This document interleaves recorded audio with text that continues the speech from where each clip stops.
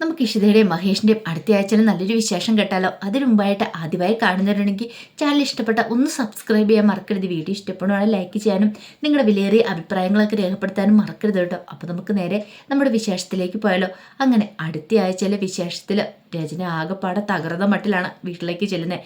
കാരണം ഒരിക്കൽ പോലും രചന പ്രതീക്ഷിച്ച കാര്യമായിരുന്നില്ല ഇത്ര ഭംഗിയായിട്ട് ചിപ്പിമോളുടെ പിറന്നാളാഘോഷം ഇഷിതയും മഹേഷും കൂടെ ചേർന്ന് നടത്തും. അത് മാത്രമല്ല തൻ്റെ മോന് തന്നോട് പോലും ഒരു വാക്ക് പറയാതെ അങ്ങോട്ടേക്ക് പോയതും അതൊക്കെ രജനെ ആകെപ്പാടെ പിടിച്ചു കുലുക്കി വല്ലാത്തൊരവസ്ഥയായിരുന്നു. അവൻ തനിക്ക് കൈവിട്ട് പോവോ എന്നൊരു ചിന്ത പോലും രചനയുടെ മനസ്സിലേക്ക് വരുവാണ്. അങ്ങനെ വീട്ടിലേക്ക് വന്നിട്ട് ആകെപ്പാടെ അസ്വസ്ഥപ്പെട്ട രചന ഇരിക്കുന്ന സമയത്താണ് ആകാശം അങ്ങോട്ടേക്ക് വരുന്നത്.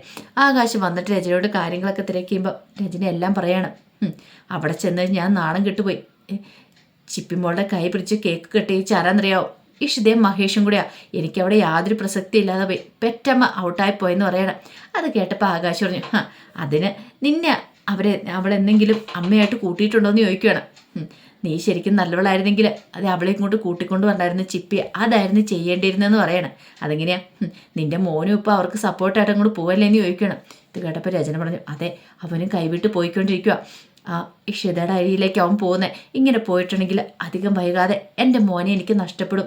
അങ്ങനെ സംഭവിച്ചിട്ടുണ്ടെങ്കിൽ ഞാൻ പിന്നെ ജീവിച്ചിരുന്നിട്ട് കാര്യമില്ല എന്ന് പറയണം. അത് കേട്ടപ്പോൾ ആകാശ് പറഞ്ഞു, ഇങ്ങനെ പറഞ്ഞുകൊണ്ടിരുന്നിട്ട് കാര്യമില്ല, നീ എന്തെങ്കിലും ചെയ്യാൻ നോക്ക്. അല്ലെങ്കിൽ ആദ്യം കൂടെ നഷ്ടപ്പെട്ടിട്ടുണ്ടെങ്കിൽ മഹേഷ് നമ്മുടെ തലയിൽ കയറി നിരങ്ങുമെന്ന് പറയാം. അല്ലെങ്കിൽ തന്നെ കുറച്ച് നാളായിട്ട് അവനാണ് ലക്ക്. അവൻ എന്ത് കാര്യം ചെയ്താലും അതെല്ലാം അവൻ്റെ പരിധിയിലാവുന്നുണ്ട്. ഇപ്പോഴും ഞാൻ ചെയ്യുന്ന ഒന്നേ തൊട്ടാലും ഒന്നും ശരിയാകുന്നില്ല. ഇതൊക്കെ കേട്ട് കഴിഞ്ഞപ്പം രചനയ്ക്ക് ഭയങ്കര സങ്കടവും ദേഷ്യമൊക്കെ ആയി. എല്ലാത്തിനും കാരണം ഇഷിതയാണ്. ഇഷിത മഹേഷിൻ്റെ ജീവിതത്തിലേക്ക് വന്നുകൊണ്ടാണ് ഈ പ്രശ്നങ്ങളൊക്കെ ഉണ്ടായത്. ഇല്ലെങ്കിൽ ഒന്നും ഉണ്ടാകത്തില്ലായിരുന്നു. തൻ്റെ മോളെ തനിക്ക് കിട്ടിയാനും അതൊക്കെ ഓർത്തപ്പോൾ രചനയ്ക്ക് സഹിക്കാൻ പറ്റുന്നതിലപ്പുറമായിരുന്നു. ഈ സമയത്ത് ആദ്യം ഭയങ്കര സന്തോഷത്തിലാണ്. ആദ്യം ചിപ്പിമോൾക്ക് ഒരു ഗിഫ്റ്റും കാര്യങ്ങളൊക്കെ കൊടുത്തിട്ടുണ്ടായിരുന്നു. കാരണം ഏട്ടനല്ലേ, അപ്പോൾ അവന് പോക്കറ്റ് മണിയായിട്ട് കിട്ടിയ പൈസയൊക്കെ സൂക്ഷിച്ചു വെച്ചിട്ടാണ് ചിപ്പിമോൾക്ക് ഗിഫ്റ്റ് വാങ്ങിച്ചു കൊടുത്തത്. അപ്പോൾ അതിനെക്കുറിച്ചൊക്കെ ആലോചിച്ച് ആദ്യം ഇങ്ങനെ മുറിയിലിരിക്കുക. ആദ്യയുടെ മനസ്സിൽ വീടും വീട്ടുകാരും ഒക്കെ വരുവാണ്. മഹേഷ് ഇഷിതയൊക്കെ എത്ര സ്നേഹത്തോടെ ചിപ്പിമോളെ അവർ നോക്കണേ. അത് മാത്രമല്ല അച്ഛനും അച്ഛമ്മയൊക്കെ ആണെങ്കിൽ നല്ല സ്നേഹമായിരുന്നു തന്നോട്. ശരിക്കും പറഞ്ഞാൽ ഈ വീട്ടിൽ തന്നെ ഒറ്റപ്പെട്ട പോലെ ഇരിക്കണേ. തന്നോട് സംസാരിക്കാനോ തന്നോട് വിശേഷങ്ങൾ തിരക്കാനോ കൂട്ടുകൂടാനൊന്നും ആരും വരുന്നില്ല. പക്ഷേ അവിടെ ചിപ്പിമോൾക്കാണെങ്കിൽ എപ്പോഴും ആരും കൂടെ ഉണ്ടായിരിക്കും. അവളെപ്പോഴും ബിസി ആയിരിക്കും. അവൾ ഭയങ്കര സന്തോഷത്തിലായിരിക്കും. താൻ അവിടെയായിരുന്നെങ്കിൽ എന്ത് രസമായിരുന്നു എന്നൊരു ചിന്തയൊക്കെ ആദ്യയുടെ മനസ്സിലേക്ക് വരുവാണ്. കാരണം ഇഷിതയമ്മയെ പോലെ ഒരു അമ്മയെ കിട്ടണമെന്ന് ഭാഗ്യം ചെയ്യണം. ചിപ്പിമോളുടെ ഭാഗ്യം തന്നെയാണെന്ന് മനസ്സിൽ കരുതി ഇവിടെ തന്നോട് തൻ്റെ അമ്മയ്ക്ക് സംസാരിക്കാൻ പോലും സമയമില്ല. സ്കൂളിലെ വിശേഷങ്ങളോ അല്ലെങ്കിൽ തൻ്റേതായ എന്തെങ്കിലും കാര്യങ്ങളോ ചോദിക്കാൻ പോലും സമയമില്ല. എന്തെങ്കിലും ആഹാരം ഉണ്ടാക്കി തരും, അത്ര മാത്രമേ ഉള്ളൂ. അതൊക്കെ ഓർക്കുമ്പോൾ ആദ്യയുടെ കണ്ണറിയാതെ നിറഞ്ഞു വന്നു. വല്ലാത്തൊരു കുറ്റബോധം, എന്തോ ഒരു വിഷമാനം വേട്ടയാടുവാണ്. ഇത്രയും നല്ലൊരു അമ്മയാണല്ലോ ഇത്രയും കാലം താൻ അകറ്റി നിർത്തിയത്. ചിപ്പിമോളുടെ അമ്മയെക്കുറിച്ച് ഓർത്ത് കഴിഞ്ഞപ്പം ഇഷിതയെക്കുറിച്ച് ഓർത്ത് പറയാതെ കണ്ണു നിറഞ്ഞു പോയി. തന്നെ അന്ന് ആക്സിഡൻറ്റ് പറ്റി ഹോസ്പിറ്റലിൽ അഡ്മിറ്റ് ചെയ്തതിന് ശേഷം ഇഷിതാമ്മ തന്നെ വന്ന് നോക്കിയതായ കാര്യങ്ങൾ അതൊക്കെ ആദ്യയുടെ മനസ്സിലിപ്പോൾ വരുന്നുണ്ട്. അതൊക്കെ ഓർത്ത് കഴിയുമ്പോൾ ഓരോ നിമിഷം ആദ്യക്ക് ഇഷിതയോടുള്ള സ്നേഹം കൂടിക്കൂടി വരുമായിരുന്നു. ഈ സമയത്ത് പിന്നീട് വിനോദ് വരുന്നുണ്ട്. സ്വപ്നവല്ലിയെ രാമനാഥനെ കാണാനായിട്ട്. പിന്നെ കല്യാണത്തെക്കുറിച്ചൊക്കെ ചർച്ച ചെയ്യണം. കാരണം കല്യാണം ഇങ്ങോട്ട് അടുത്തു, ഒരാഴ്ചയുള്ളൂ. അതിനു മുമ്പേ എൻഗേജ്മെൻറ്റും കാര്യങ്ങളൊക്കെ നടത്തണം. അങ്ങനെ കുറച്ച് എൻഗേജ്മെൻ്റ് എന്ന് പറഞ്ഞാൽ വാക്കുറപ്പിക്കൽ മാത്രം, ചെറുതായിട്ടൊരു ചടങ്ങ് മാത്രമേ ഉള്ളൂ. അത്ര കാര്യമായിട്ടൊന്നും നടത്തുന്നില്ല. പിന്നെ മോതിരമാറ്റം കല്യാണം എല്ലാം കൂടെ ഒറ്റ ദിവസം നടത്താനായിട്ട് തീരുമാനിച്ചിരിക്കുന്നത്. അതും എത്രയും പെട്ടെന്ന് തന്നെ ഒരാഴ്ചയ്ക്കുള്ളിൽ ഈ കാര്യങ്ങളെല്ലാം നടന്നിരിക്കണം. അങ്ങനെ വിനോദ് വരുവാണ്. വിനോദ് വന്നിട്ട് അവരോട് സംസാരിക്കുന്നുണ്ട്. വിളിക്കാനുള്ള ആൾക്കാരുടെ ലിസ്റ്റും കാര്യങ്ങളും. സ്വപ്നവലിക്ക് അത്ര തൃപ്തിയൊന്നും ഇല്ലായിരുന്നു. പക്ഷേ വിനോദിൻ്റെ ഒറ്റ നിർബന്ധം, വിനോദ് പറഞ്ഞിട്ടുണ്ടായിരുന്നു, അവളെ കല്യാണം കഴിക്കാൻ പറ്റിയില്ലെങ്കിൽ എനിക്ക് വേറൊരു പെണ്ണ് വേണ്ടാന്ന്. കാരണം കൈലാസ് ചെയ്ത ചതിയാന്നുള്ള കാര്യം എല്ലാവർക്കും അറിയാം. അപ്പം പിന്നെ ഇനിയിപ്പം കല്യാണം നടത്താതിരിക്കേണ്ട കാര്യമൊന്നുമില്ലല്ലോ. പോരാത്തിൻ്റെ രാമനാഥനൊക്കെ ആണെങ്കിലും പോയി നല്ലൊരു മുഹൂർത്തം കുറിപ്പിച്ച് വന്നിട്ടുണ്ടായിരുന്നു. പിന്നീട് വിനോദ് പറഞ്ഞു, അതെ കല്യാണത്തിൻ്റെ കാര്യം ഓർത്തിട്ട് നിങ്ങൾ അതിന് ടെൻഷൻ അടിക്കണ്ട. ഒത്തിരി വലിയ ആർഭാടമായിട്ട് നടത്തുമൊന്നും വേണ്ട, ചെറിയ രീതിയിൽ തന്നെ നടത്തിയാൽ മതി എന്ന് പറയണേ. എനിക്ക് അതിനോടാ താല്പര്യം. പിന്നെ എൻ്റെ കുറച്ച് ഫ്രണ്ട്സ് കാണും. പിന്നെ ഇവിടെ നിന്ന് എത്ര പേരെന്ന് പറഞ്ഞാൽ മതി, അതിന് വേണ്ടുന്ന കാര്യങ്ങളൊക്കെ ഞാൻ ചെയ്തോളാം എന്നൊക്കെ വിനോദ് പറയണം. അത് കേട്ട മഹേഷ് പറഞ്ഞു, ആ കാര്യമൊന്നോർത്ത് നീ പേടിക്കണ്ട, വേണ്ടെന്ന് വെച്ചാൽ ഞങ്ങൾ നല്ല ഭംഗിക്ക് ചെയ്തോളാം. ഞാനും ഇഷിതയുണ്ടല്ലോ, നീ അവിടെ കല്യാണിച്ചെടുക്കാനായിട്ടൊന്ന് വന്നാൽ മാത്രം മതി എന്നൊക്കെ പറയണം. അത് കേട്ടപ്പോൾ വിനോദിന് സന്തോഷമായി. അല്ലെങ്കിൽ തൻ്റെ കാര്യത്തിന് തൻ്റെ ഏട്ടൻ എല്ലാത്തിനും മുൻപന്തിയിൽ നിൽക്കും എന്നുള്ള കാര്യം വിനോദിന് നന്നായിട്ട് അറിയായിരുന്നു. പിന്നീട്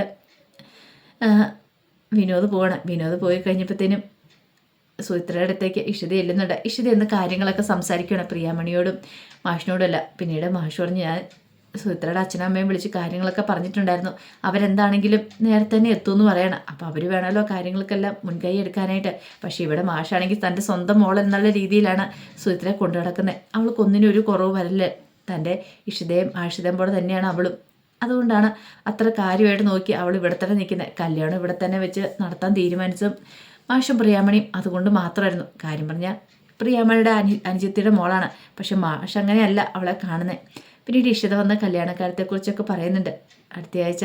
അപ്പോൾ ബാക്കി കാര്യങ്ങളും ഡ്രസ്സും കാര്യങ്ങളും എല്ലാ കാര്യങ്ങളും എടുക്കാൻ പോകണം. അങ്ങനെ പിന്നീട് കല്യാണ തിരക്കിലേക്ക് അങ്ങോട്ട് മാറുകയാണ്.